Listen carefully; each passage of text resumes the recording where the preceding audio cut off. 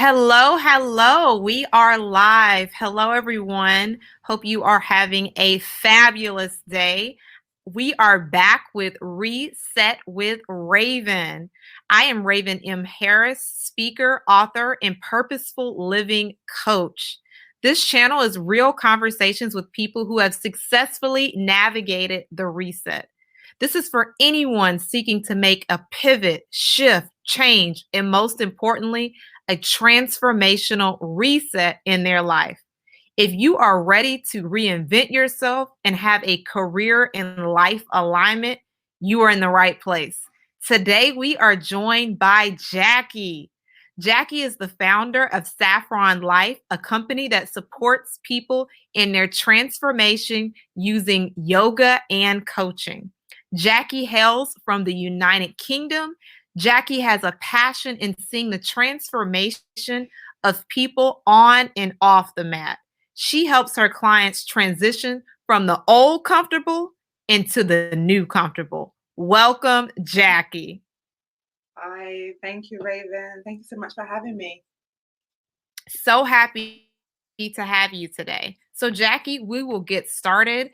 First question is, Jackie, tell us about the reset that has shaped your current trajectory in career and life.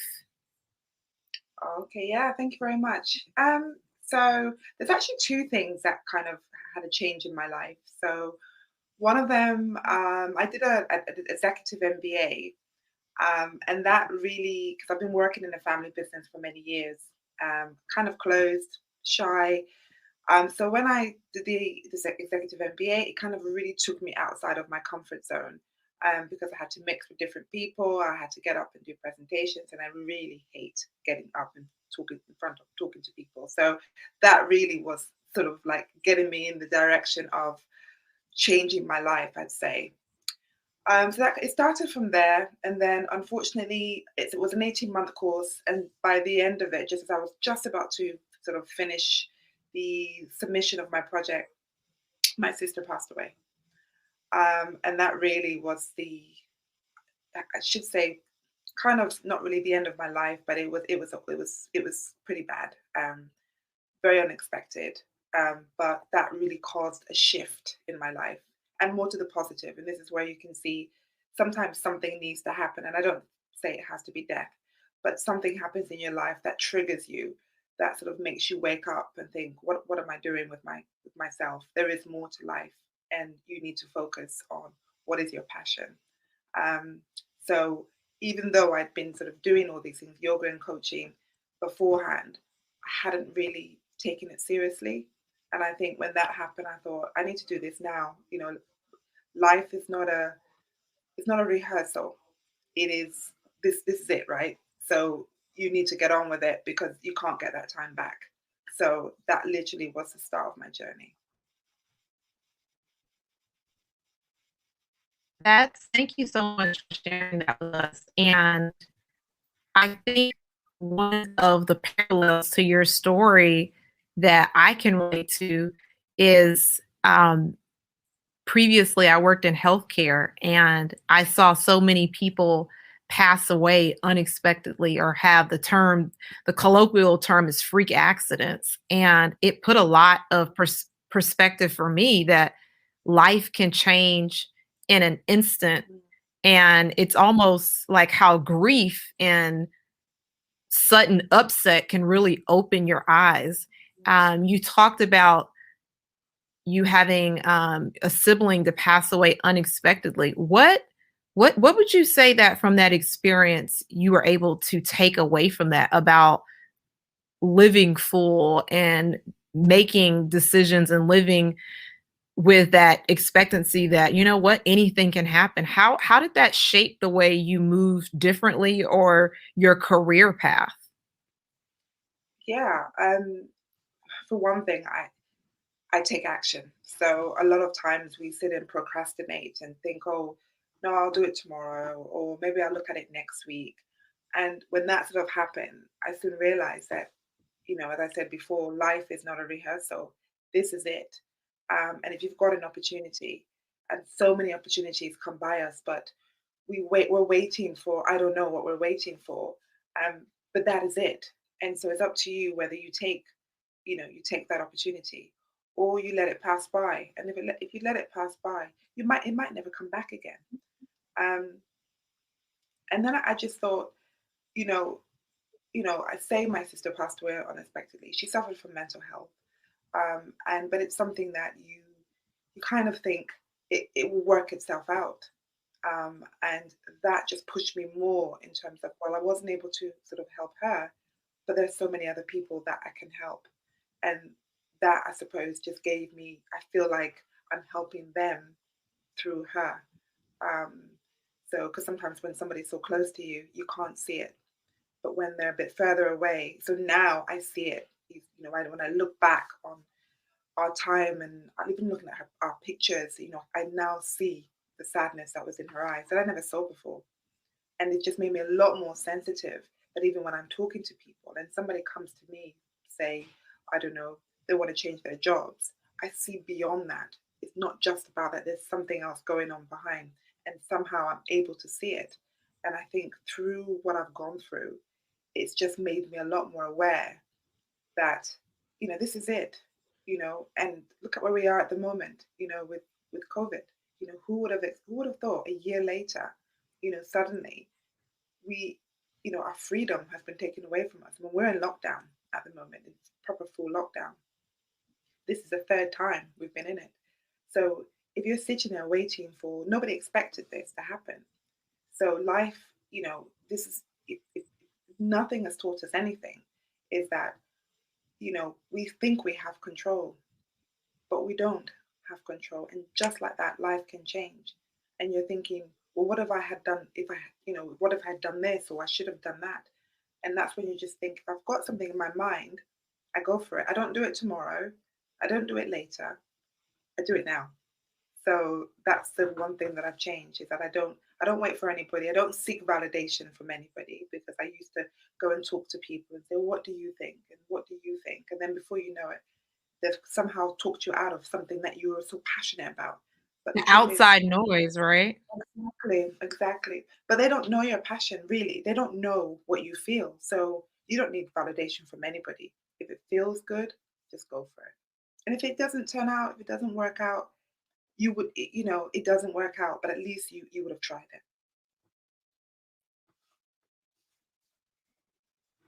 I completely agree. I actually posted on social media yesterday, validation is for parking. Mm, And mm, one of the things that I share with friends and anyone that I have the ability, the fortune rather, to speak to, is that the vision was given to you.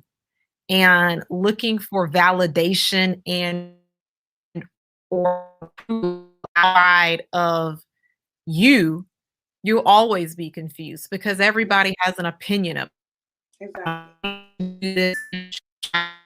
And we all manual. The manual was created by our designer of who we should be and how we should live our lives. And when we're seeking approval from people that we're not even given our our vision, who are not our creators and don't have the manual in us, we'll always be confused. And one of the things that I love that you said, I take action now. You said, I take action. I'm not waiting on anyone. I'm not waiting on approval. I'm not polling people. Well, what do you think I should do? What do you think I should do? Because oftentimes people are unclear about their own lives. So trying to direct you of what you should do with your life when they don't have your circumstances, your resources, your vision, it's like they can't direct you. Now it's okay to have some suggestions, but the inner compass, the North Compass, is inside of us. And another thing that you said, I love, this is not a rehearsal. You do not get to do life again. So anything that you want to try, anything that you love, go for it. And it's okay. I think people have this big fear of failure. And it's like, oh, well, what if I fail? But what if you don't? What if you win? What if everything, what if you fly? Mm. people have that negative. I don't know why our minds are pre-programmed in the negative to think of all the things that could go wrong. But what if you succeed? That is huge to me in terms of speaking into and pouring into people that you can fly. And it starts with releasing those self-limiting beliefs and believing in self, that you have the juice, you have the keys, you are fully and properly equipped, and you don't get to do this again. And the last thing I was going to say is, I read a quote that says, be a scientist and not a researchers. Mm. Researchers just have all the information. Scientists test it out. They take that Exactly. information and try it. Try it. Exactly. See if this works for you. See if you like it. You can't go off of, oh, well, this didn't work for this person or this didn't work for that person. It may work for you. It may be Mm. what's for you. So I just love that. I had a question. You talked about mental health. And there are so many stigmas. It's almost something that has been whispered around mental health, and people having shame around mental health and not giving voice to mental health. Can you Mm. share with us, where, even how maybe yoga and your connection with your clients and your community and your experience with your sister, what light has that shed for you on mental health, and where are you in that space in putting bringing a voice and shining a light on the importance of mental health? Mm. Yeah, I mean, it's huge, right? It's a huge, huge topic. Mental health is something you can't see. It's an illness. If somebody has cancer or they've got a heart condition, you will know. Either they don't have hair or they're looking quite thin, or it's visual. The problem with the mental health is very well hidden, and even the people that have it, they're very good at hiding it, even though they know there's something wrong, but because they don't want to be, and I know my sister did it, they don't want to be committed, they don't want people to perceive them, they want to sort of have some kind of a normal life, so they try and suppress it. And then when they're by themselves or they do certain things, that you soon realize that it is a problem. So there's two things: is you acknowledging that you have a problem, and the people around you also acknowledging that you have a problem. If both of you don't realize there's a problem, then it's very difficult to do anything about it, because you need to know somebody needs your help to be able to help. And secondly, a lot of times we think it's about us. That somebody who's suffering from mental health will tell you, I'm feeling really lonely. And you're thinking by saying, well, you can't, why would you be lonely? You've got family, you've got us, because you think it's about you, but it's not about you. You can be in a crowd of people and be lonely. And so it's really just understanding it. I mean, we're a long, long way away. I've donated a lot of I do a lot of free yoga sessions, donation sessions, to donate to the research for mental health, because we need a lot more awareness. It is like it's the hidden. Oh, I think I've lost you there.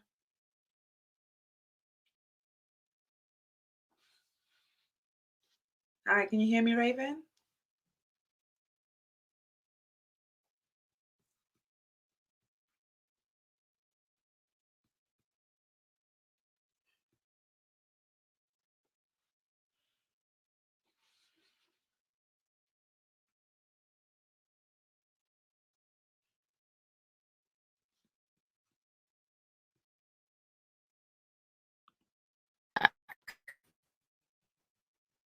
We lost Jackie. I lost Here you are. you, right? Continue. I think you were talking Yes. about mental health being something we You can't see. Yeah, so it's, we can't see it, and if you can't see it, you don't realize there's a problem. So we as human beings, we fix things that we can see. We don't understand it if we can't see it. And so until we realize and we treat it as an illness that it is, and it not to be the stigma against, because I generally think all of us have an element of mental health. It's a state of it's a state of being, but it's just that some of us are able to control it a lot better.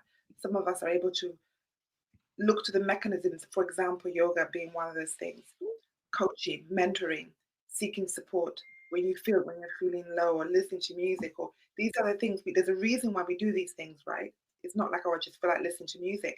You're probably feeling a certain way, so that music is helping you to control your emotions. Unfortunately, there are people that are not able to use any of those outlets, and so unfortunately, it leads to, you know, either going into a home, or death, because it's just too much for them to. It's like it's painful to be alive, and the only thing that they want to do is sleep, because it's just too painful to for people. They don't want people to pity them either, so they don't want that, and they don't want to be a burden on you either. So the more we the more awareness that we have of this, and this is from children, it's getting younger and younger. It's no longer something that it's only um, amongst white people, or and it's another it takes me to another point as well, especially in our community. I'm originally from Cameroon in Africa. It's like it doesn't even exist, right? As far as they're concerned, if you've got a problem, just deal with it. Just, Mm. you carry on your big shoulders. I've dealt with more, so you should be able to deal with it. And it's just not like that. So it's slowly, slowly becoming, as more and more people are struggling with it. And then, of course, you've got where we are now with COVID. That just makes it even a whole lot worse. Um, so these different mechanisms, whether it's yoga or meditation, and just having that time to reflect on that, it's okay to not feel okay, right? It's okay to be uncomfortable. I One of the key things, and I saw it in my bio, is sometimes we are comfortable but unhappy. Mm. So we are comfortable, but we don't want to be there. But you know what? It's what you're used to, but you're very unhappy. So somehow you need to move yourself to being uncomfortable and unhappy. And then you will transition to being comfortable and happy. And that's when you feel good in your skin. You feel, okay, do you know what? Today is not a good day, but it's okay. I won't pick up my phone, or I'll listen to some music. I will find a way to feel okay, because I know that I don't feel okay. And that's it's difficult. It's easier said than done. I know it's not something that is it's not textbook, because we all manifest in different ways. What works for me is not going to work for you. But once you start listening to your body, and you know what is right for you, and don't ignore it, because it has to come out. It will manifest in different ways. Once you acknowledge it, embrace it, and you think, you know what, this is what I need to do when I'm feeling that way, whether it's take myself away from the situation, or go to a yoga class, or do meditation, or sit in a dark room, or go for a walk, then we can deal with it, because you've got to deal with it. Yeah, it's all about taking action again. You've got to deal with it. You can't brush it underneath the carpet. It's got to be dealt with.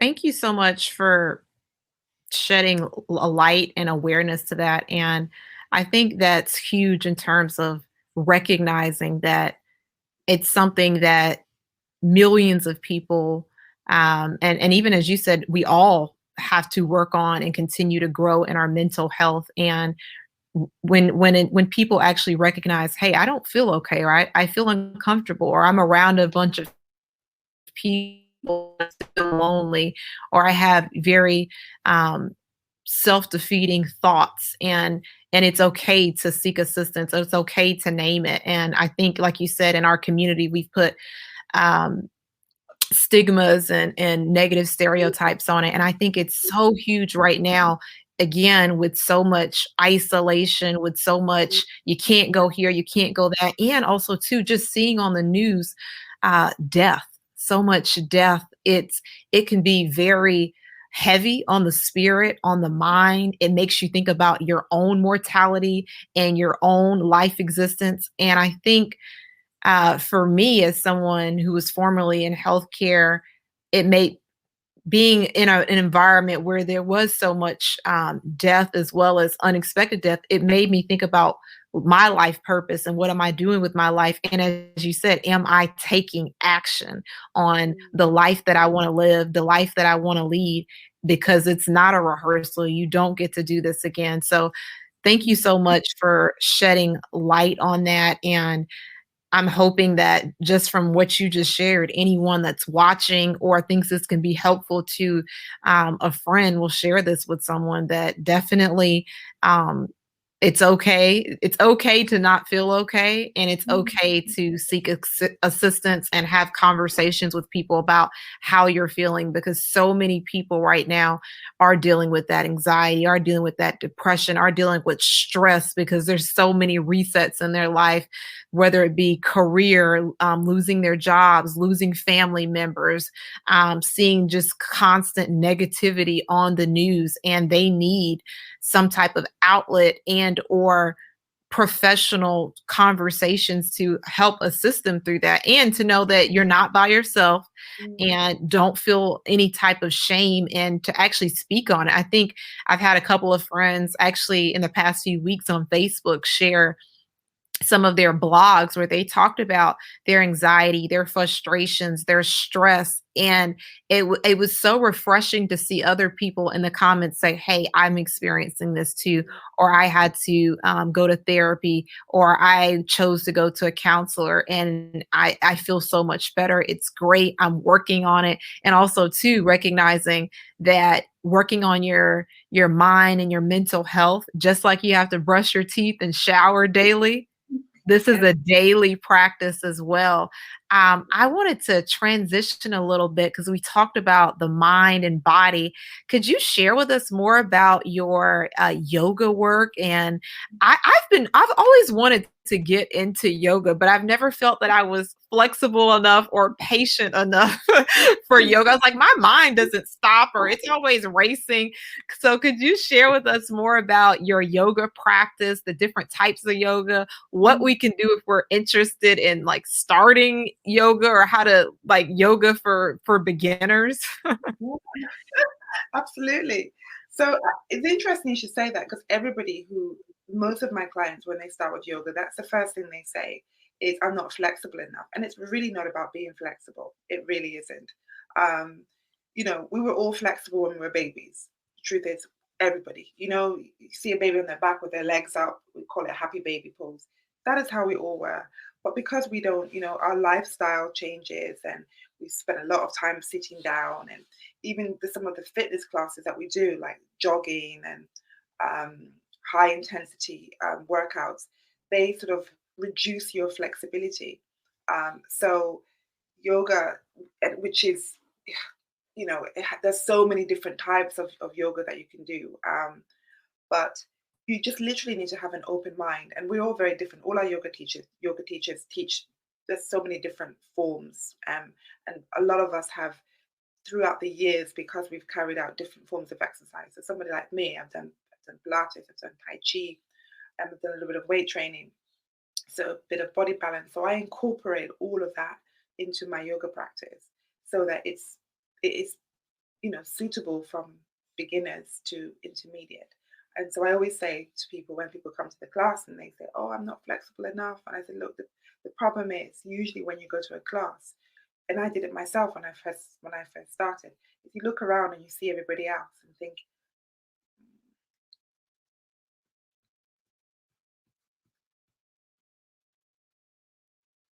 "I've lost you again."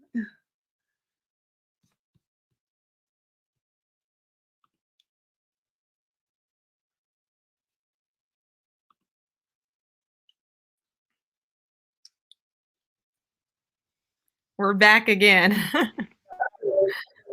So usually what happens is that when people go into a yoga class, the first thing they do is they look around and see what everybody else is doing. And then that sort of puts you off because you're thinking, "Oh my goodness, how am I going to do that?" And you're focusing on what everybody else is doing. Comparison. Oh, exactly. But when you go to a yoga class, we are all on different journeys, just like life, right? When you sit on the train, we've got a different destination. Even if we get off at the same stop, we're still not going to the same place. And it's the same thing when you're on your yoga mat. Is that is day one of your journey, not the person next to you or behind. So the only person that you should be focusing on is yourself.